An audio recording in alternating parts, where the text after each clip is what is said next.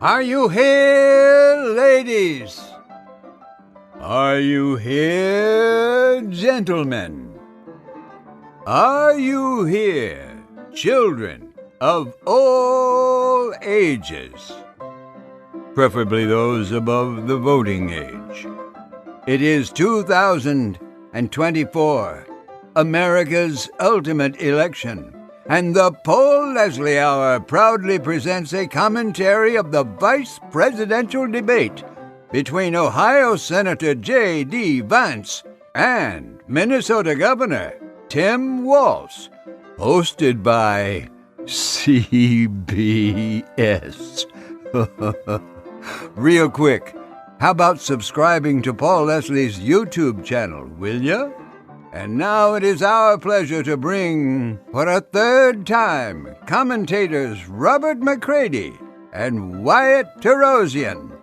Oh, and Paul's in this one too, so if you want to listen to what the boys have to say, listen.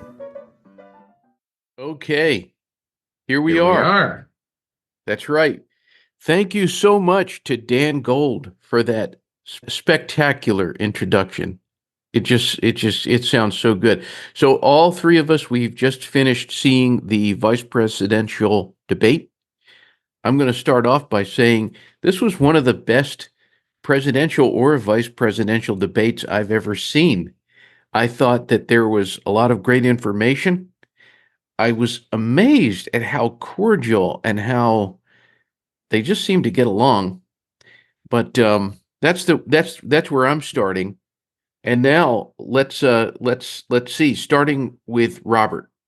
First of all, I was extremely surprised by Tim Walz's eyes. He had the crazy eyes right out of the gate, like this the whole entire time. And that struck me. And then the second thing that struck me was how polished JD Vance was. And then, like you said, it was very cordial. And I thought, if people have been wanting a dignified, smart presidential debate, this was it.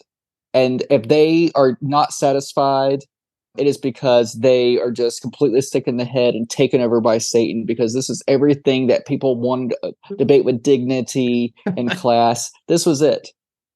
Oh, wow. And Wyatt, what do you think? We've already brought Satan into this discussion. So I didn't know that he had fourth chair. I love Robert's ability to deliver just the most heinous verbiage with a smile and with smoothness, and I love it. It's one of my favorite things about you, of many favorite things. Regarding the debate, eye-wise, I think that's a good place to start as well. People noticed how beautiful Vance's eyes were. Someone mentioned he probably has that Liz Taylor double lash thing going on, and that's why he looks so great. Waltz, on the other hand, as someone made the reference, I can't claim it, but I like it, that he looked like Marshall Applewhite from the Heaven's Gate cult videos. Or that guy on Judge Judy, the one that I mentioned, who just, mouth open. Really odd performance. I was surprised by how stunned Waltz looked the entire time, from start to finish. Like he wandered into a conference room he was not supposed to be in. Vance, on the other hand, looked assured, solid. But I think in complimenting how good the back and forth in this debate is, I do want to bring up and sort of segue gently into how bad the moderation was, including it sometimes, I think, worse than the past debate, which we all discussed. Mm-hmm. Oh my God, yes. The very first thing I noticed was after, at the very beginning of the debate, after JD Vance was done talking, I even made a note of it. The woman asked Tim Walz, "Do you want to respond to any of the allegations?" And he didn't make any allegations. It was like she had that line that it didn't work for the situation. And then the second time she said the same thing, allegations, she quoted JD Vance so that Tim Walz would know what she was talking about. The allegations he made about Kamala Harris letting fentanyl across the border. Right. And I think it was interesting how that's a good point about framing. I also think that the fact checking was not just a little bit selective, it was obviously selective in the direction of JD Vance and not in the direction of Tim Walz. And someone on the left would be like, well, he needs to be fact checked more, even though that's not true. It got so bad that even when Walz flubbed the Tiananmen Square answer, which I think we'll get to later in this conversation, even the moderators were left stunned.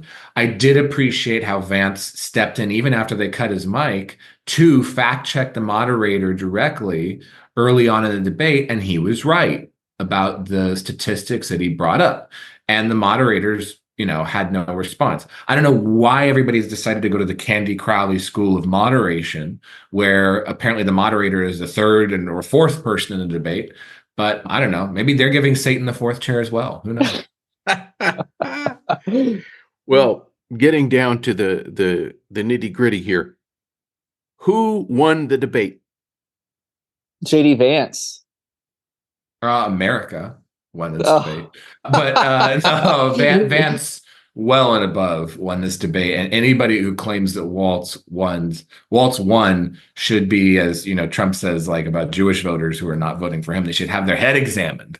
Yeah, JD Vance was the winner. It seemed pretty clear, and the only thing that was really keeping Walz from just total annihilation was the moderators. Yes. He would have drowned without them. So he had his girls there.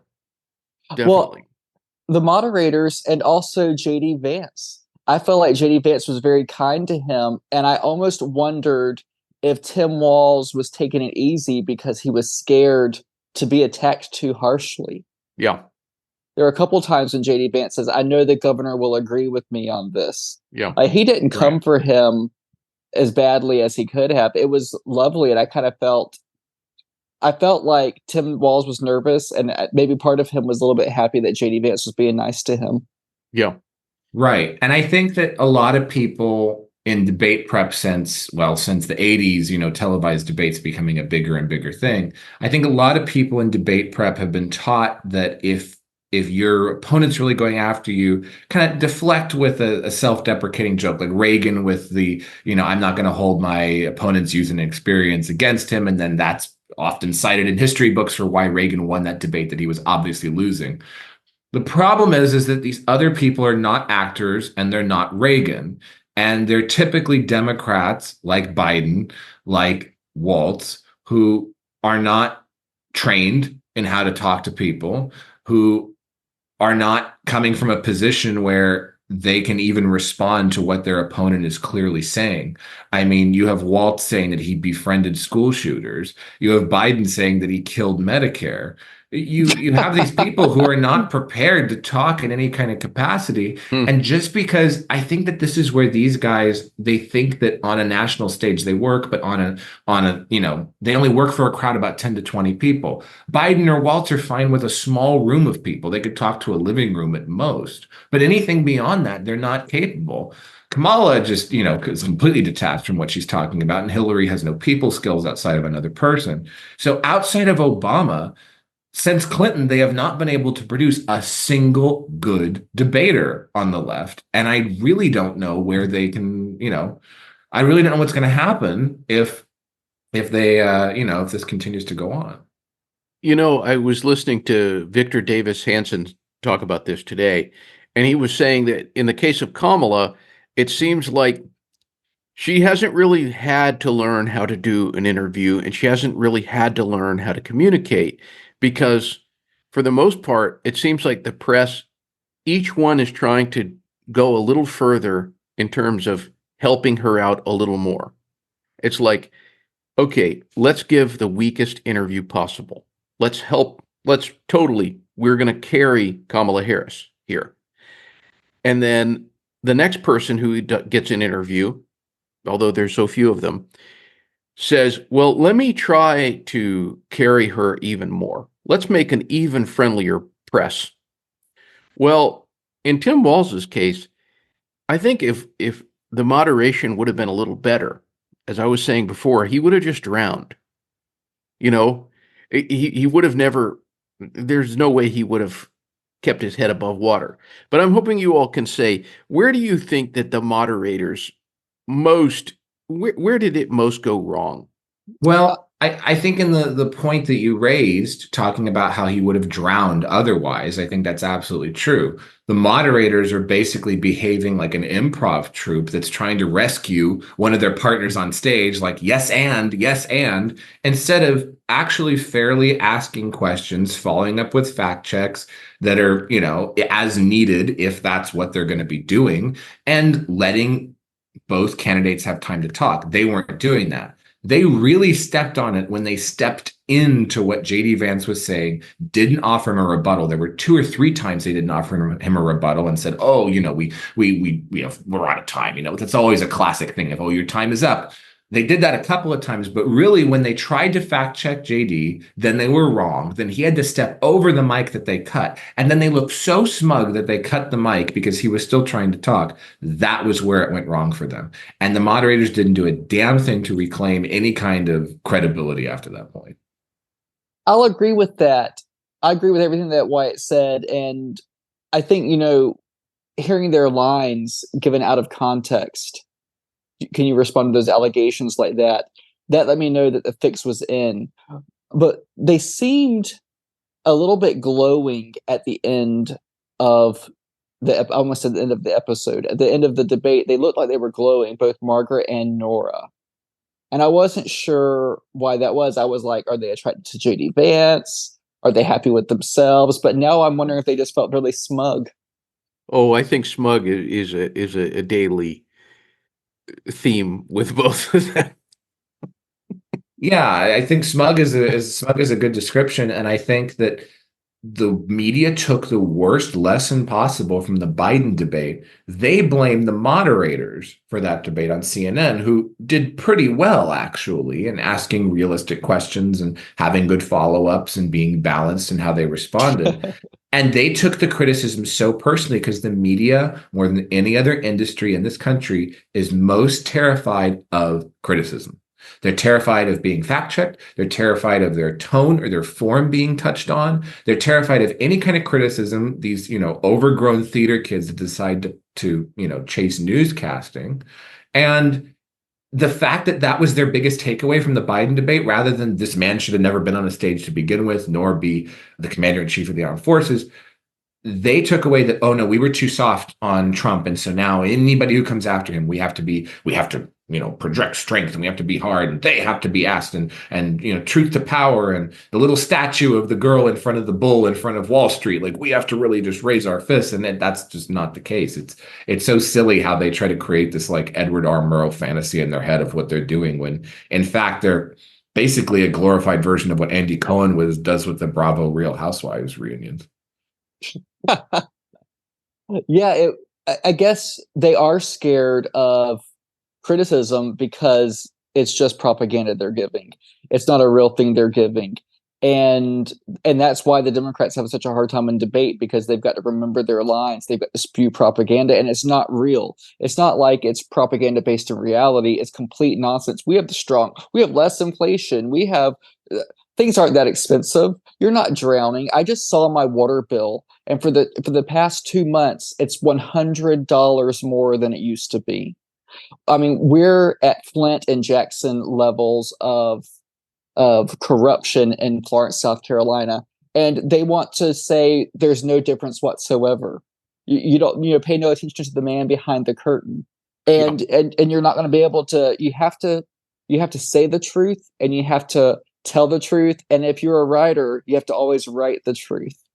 Yeah, that's a good point, Robert. And I think that the media that people sort of have in their heads of, I mentioned Murrow, and, he had his problems as well as Cronkite and others, but the media that people sort of have in their heads are these like bootstrap journalists who grew up, hard scrabble with nothing.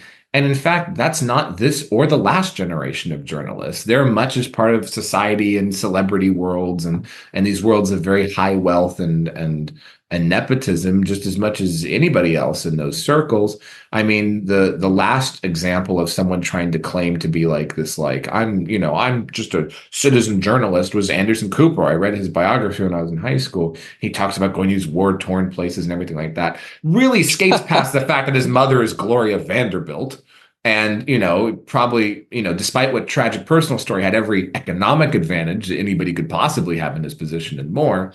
And so I think that a media that comes from humble beginnings, similar to what was written in Hillbilly Elegy, J.D. Vance's personal story, a media from humble beginnings understands what the average American is going through. A media raised in the Upper West Side, who has never left a 2-block radius of where they grew up, has no concept of what the average American is going through in Florence, South Carolina, with their water bills, in Asheville, North Carolina, being washed out down the river, in Yuma, Arizona, dealing with drugs in the border crossing, in any part of this country, steelworkers in Ohio that were laid off, this port strike going on, they have no idea of what an average American goes through on a daily basis. And it kind of breeds contempt. Definitely.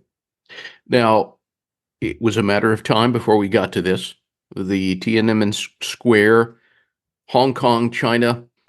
What were you all feeling emotionally when you saw, it's uncomfortable when you see somebody where they're like, okay, I have to lie, or I have to kind of very carefully move my feet around this, because what I've said is I've said, and I could get myself in worse trouble, which that was the look that I saw on Tim Walz's face. Like, oh boy, I could say the wrong thing. I could get in even more trouble than what I'm in now. Well, I felt very embarrassed for Tim Walz because I was actually there in Hong Kong during the Tiananmen Square thing. I remember it clearly. I was 4.5 years old on a field trip to China, and I actually saw Tim Walz there. And the truth is much more embarrassing than the lie that he was there a month after all of that, because he was there, and I saw him like drop ice cream on himself, and it was just all over the front of his pants. It was vanilla ice cream. It looked very inappropriate with all those kids that he had there. Oh gosh. So I remember that because I was there, and I don't blame him for lying about it, because you try to say no, it's just vanilla ice cream, and then you can't really back out of that. I think it's such a microcosm because of the Tim Walz inability to tell the truth about a lot of things, including his military service, which was the real lie that I think should be brought up in one of these debates. The Tiananmen Square thing is just one of those weird oddities where I don't know why you would place yourself there. I was reading, that's odd. I mean, unless you're Tank Man, I wouldn't want to talk about it. His obsession, and I don't even want to say fascination, his obsession with China is concerning. I've met teachers before who've been on repeated China trips, and the one thing that nobody wants to talk about or is uncomfortable with discussing is that in order to receive clearance, especially as far back as Tim Walz has been going, he's made something like 30 trips, 35 trips.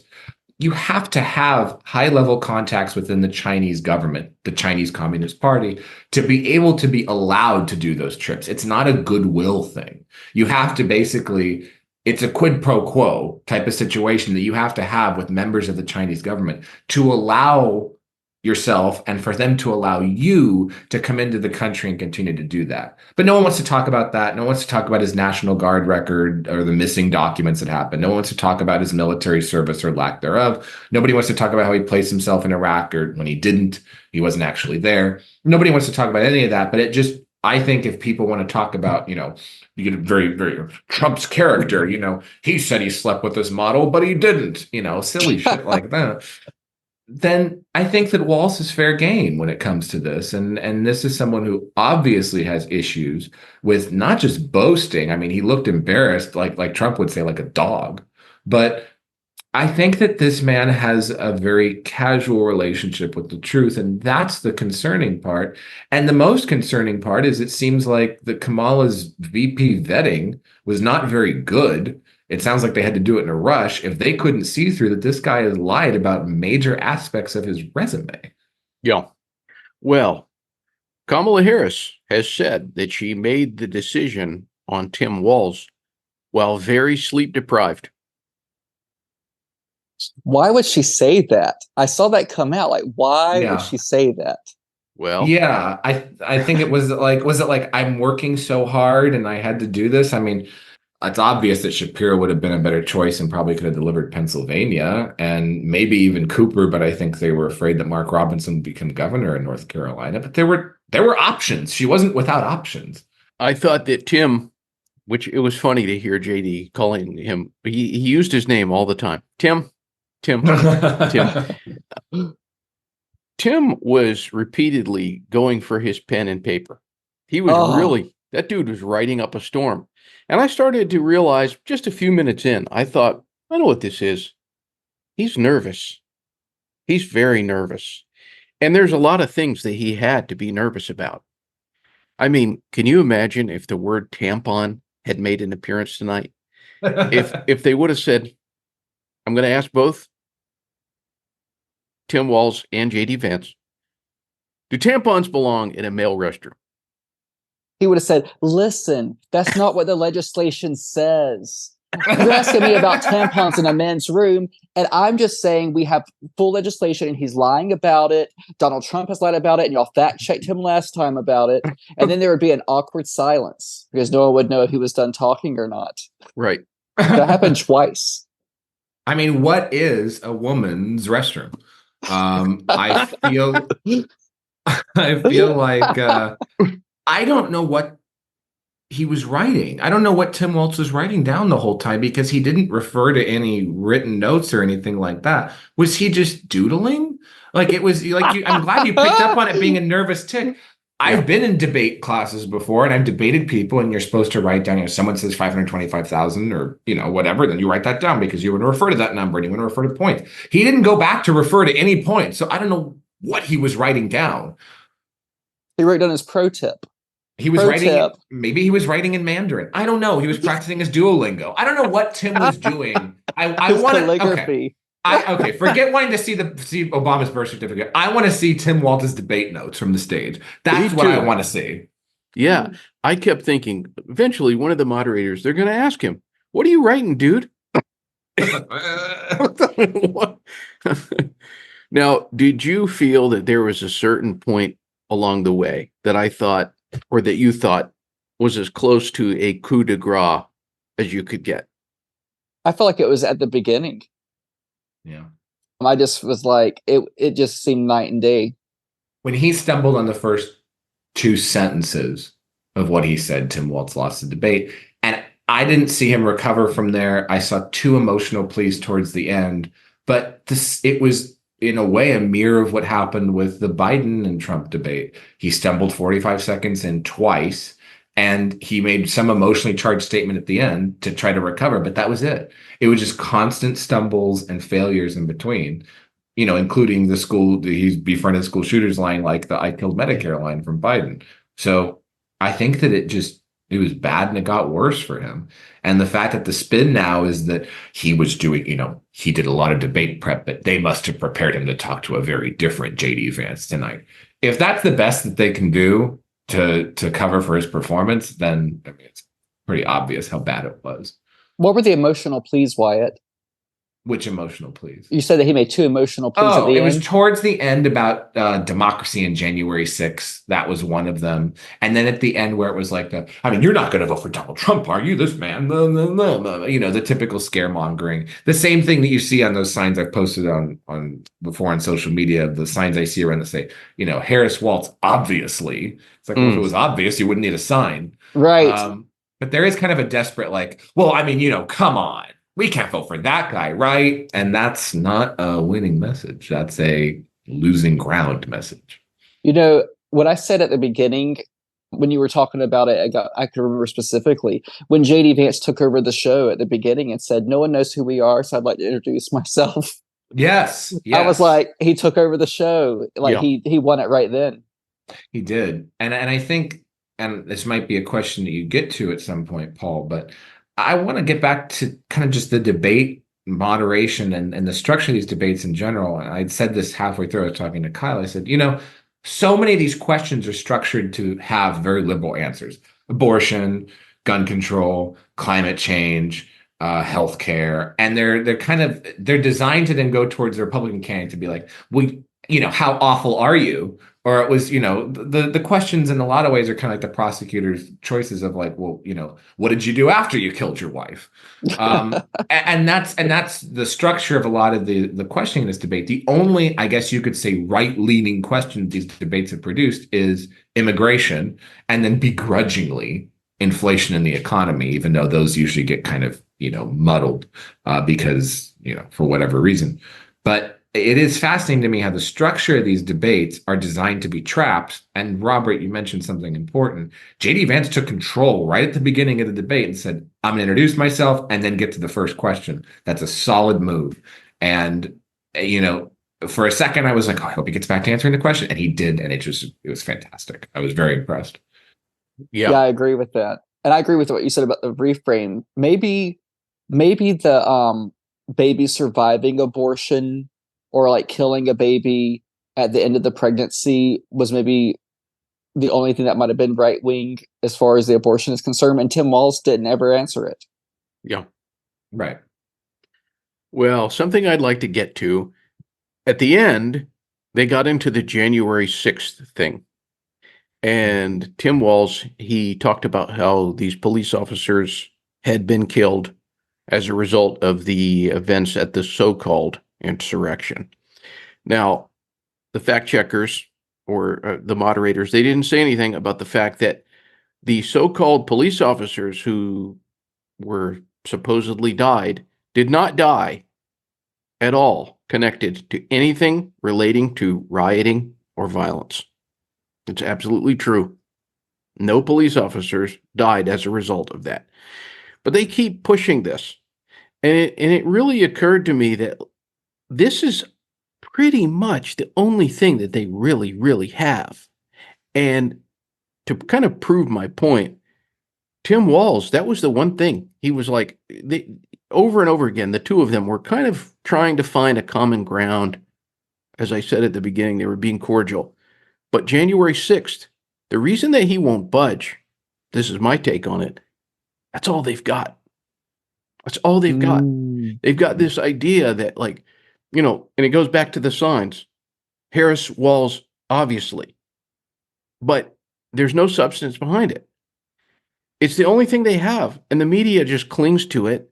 And obviously Tim Walz clings to it because if he doesn't have that, what does he have? I think you're exactly right, Paul. You're kind of a clairvoyant when it comes to the message of the media. Like, we would just say, why do they keep saying this over and over? But then you take it, you answer the question. The reason they're saying it is because they don't have anything else. Harris did the compound hoaxes.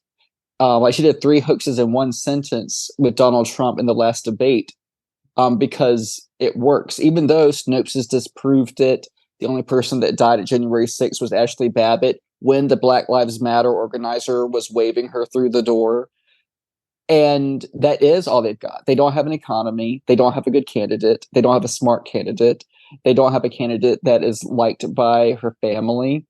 Judge Joe Brown just went off on Kamala. He said she wasn't very smart in the court. And he's a TV judge. And that she was using her sexuality to win cases and stuff like that. So I think you've hit the nail on the head. This is all they've got. They can't run on anything else. Well, I think that that's a very good point, Robert. And I agree. Paul is clairvoyant when it comes to this stuff.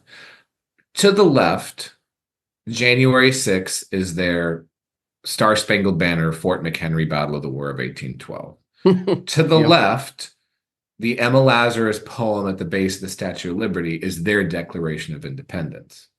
They have adopted an alternative fact system of American history in order to justify their own purpose.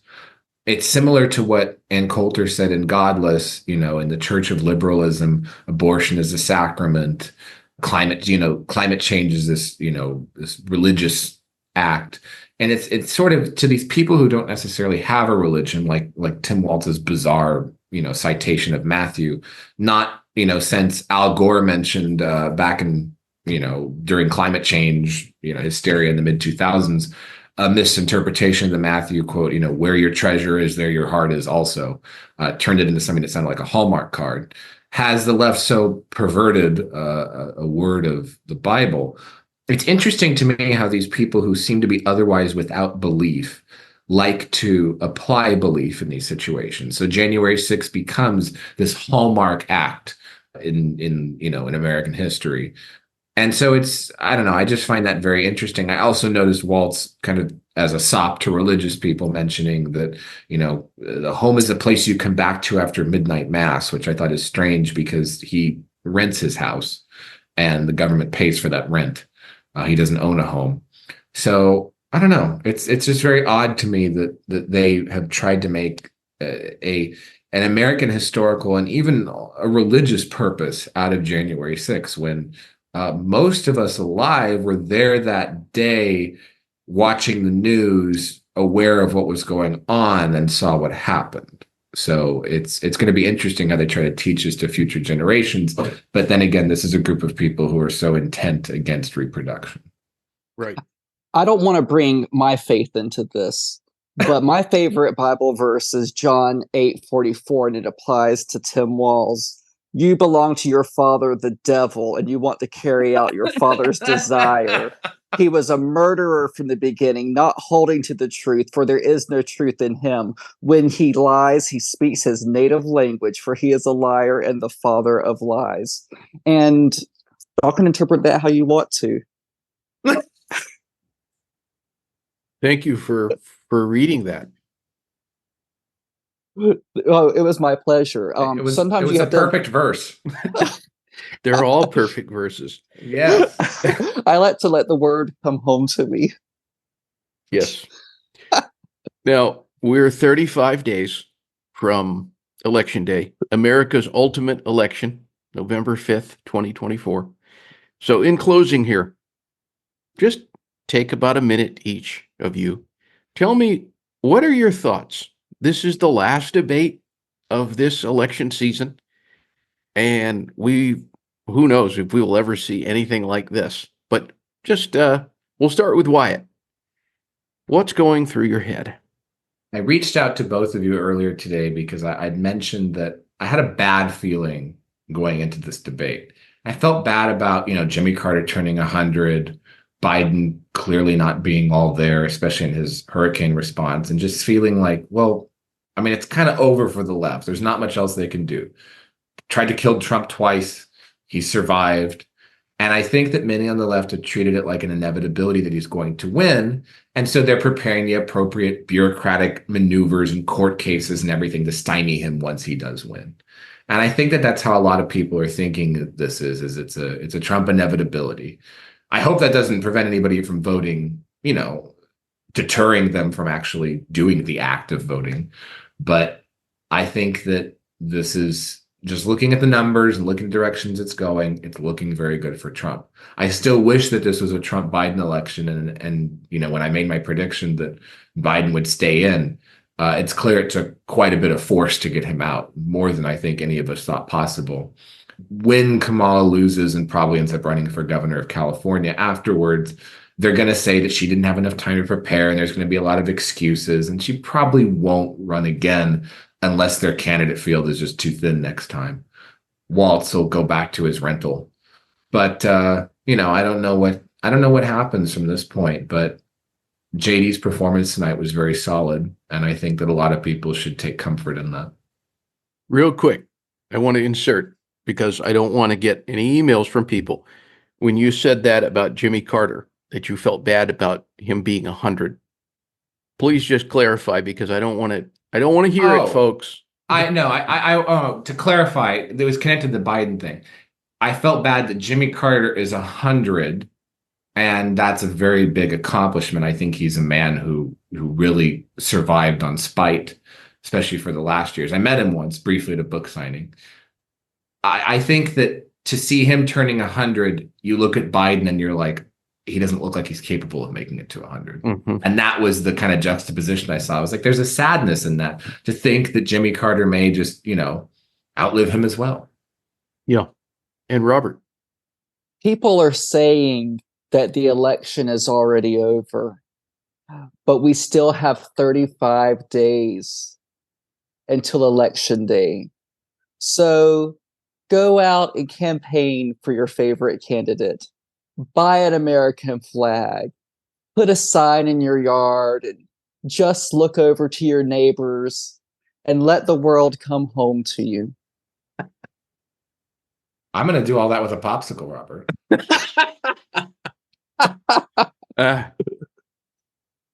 Well, I'm one of these people. It's just like one of my favorite Woody Allen quotes is, "Don't worry, it'll get worse." I've always loved that, but I will say my heart is filled with optimism. I have a feeling we're going to be okay. I believe in this country. I believe in the American way. I believe in the American people. I hope that I'm not looking back at this and regretting it, but I have hope. And not the type of hope that Obama had, but real hope. Yes. Not satanic hope.